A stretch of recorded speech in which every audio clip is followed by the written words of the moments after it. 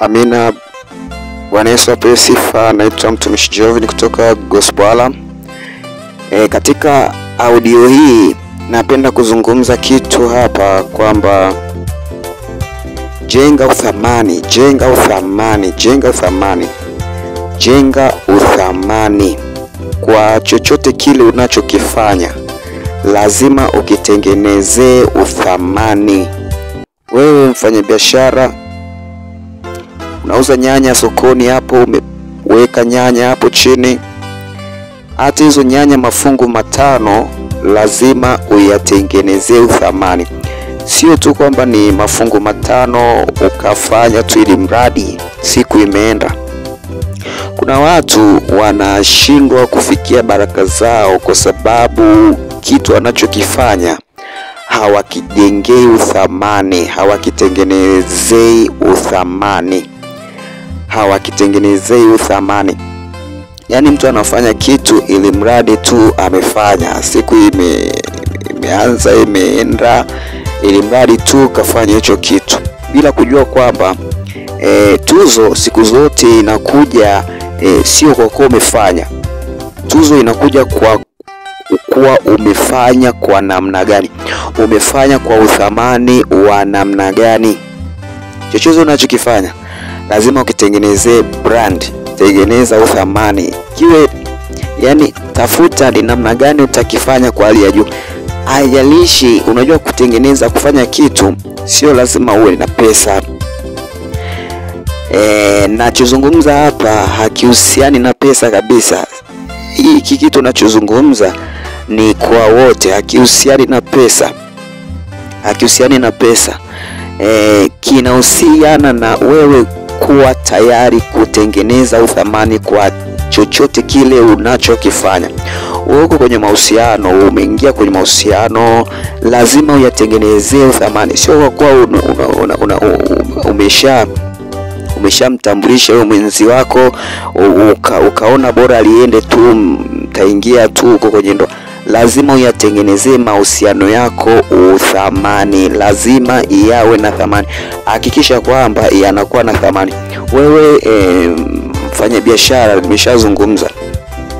Mfugaji, mtu yoyote ule, mtangazaji, lazima utengeneze uthamani kwa kila unachokifanya. Usifanye ili mradi tu umefanya. Hebu angalia wakati Yesu Kristo anakuja, alikuta walimu wengine wapo tayari, alikuta walimu wengine wapo wakiendelea kufundisha, wakiendelea kumfundisha huyu Mungu, lakini yeye akaja na kitu chake akakitengenezea uthamani, akakiwekea brand. Sasa Biblia inasema watu wote wakamwendea, wote wakamgeukia yeye, mpaka wale walimu wa Kiyahudi wakashangaa, wakasema watu wetu wamemgeukia yeye, wote wamemgeukia. Ndicho chanzo cha kwanza kutafuta kumuua, kumaliza. Lazima utengeneze uthamani kwa chochote kile. Dunia itashtuka sio kwa sababu tu umefanya. Dunia itashtuka kwa ajili yako kwa sababu ulichokifanya umekifanya kwa namna gani. Dunia haishtuki kwa sababu umefanya, ila dunia inashtuka kwa sababu umekifanya kwa uthamani. Dunia inatafuta mtu anayefanya kitu kwa uthamani. Watu wengi wanafanya, ila wanaopokea tuzo ni wale waliofanya kwa uthamani, ni wale waliokiwekea uthamani. Mfano, watu wengi wanafanya biashara, lakini dunia haimpi tuzo kila mfanyabiashara, ila dunia inampa tuzo mfanyabiashara ambaye anaifanya biashara yake kwa uthamani, anayewekea brand, anayeipa thamani biashara yake. Wengi wanafanya, lazima utoke na hii point. Wengi wanafanya, lakini sio wote wanaopokea tuzo. Tuzo inaenda kwa yule aliyefanya kwa uthamani. Naitwa mtumishi Jovin, tukutane tena katika audio nyingine tena.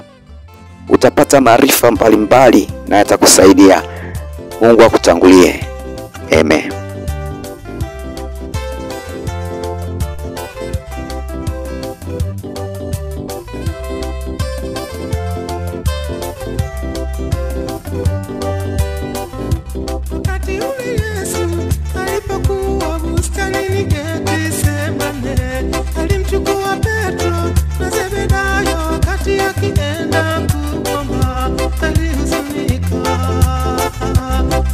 alisononeka, alihuzunika, alisononeka. Nikawaambia, roho yangu inahuzunikia sijakufa. Nikawaambia, roho yangu inahuzunikia sijakufa. Hapa mkeshe pamoja nami, kaeni hapa mkeshe pamoja nami. Akaendelea